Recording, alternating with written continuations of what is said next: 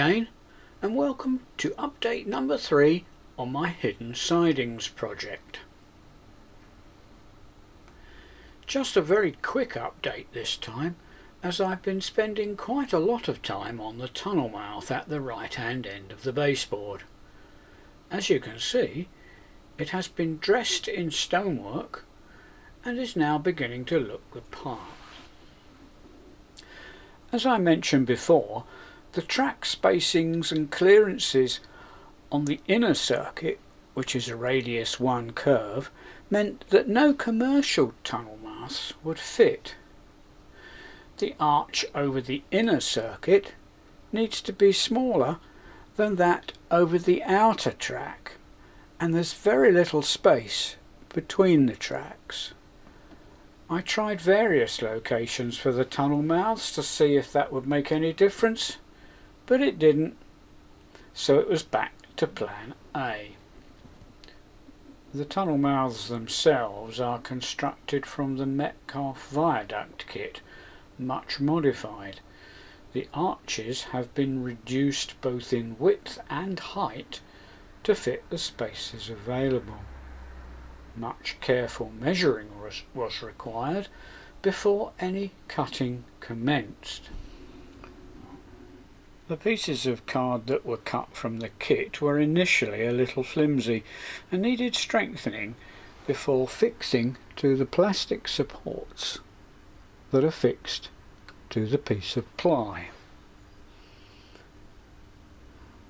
I have used spare pieces of card from the kit, and so the rear of the tunnel mouth doesn't look too elegant, but it works, and of course it's normally hidden. The insides of the arches were also finished off using parts of the viaduct kit. Because of the curves involved, I chickened out adding any roofs or interior walls, and I hope this omission doesn't notice too much once this part of the layout is completed. To prove it all works, one of my longer locos negotiating the inner radius 1 curve.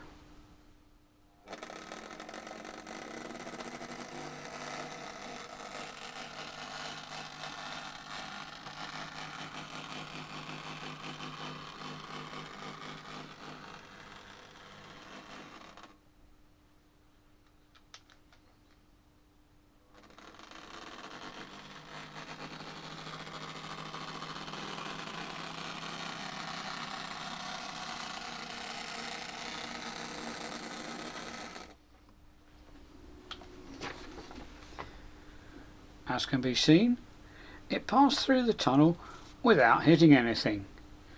The clearances are very tight, but they work. The outer curve is much easier.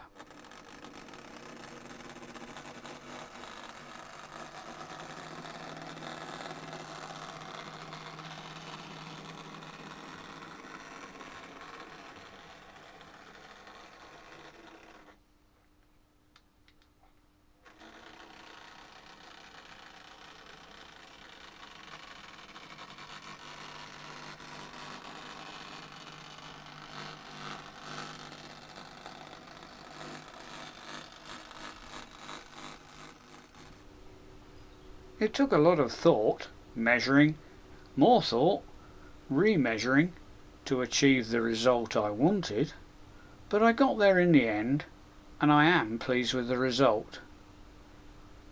But that's all for now, so see you next time.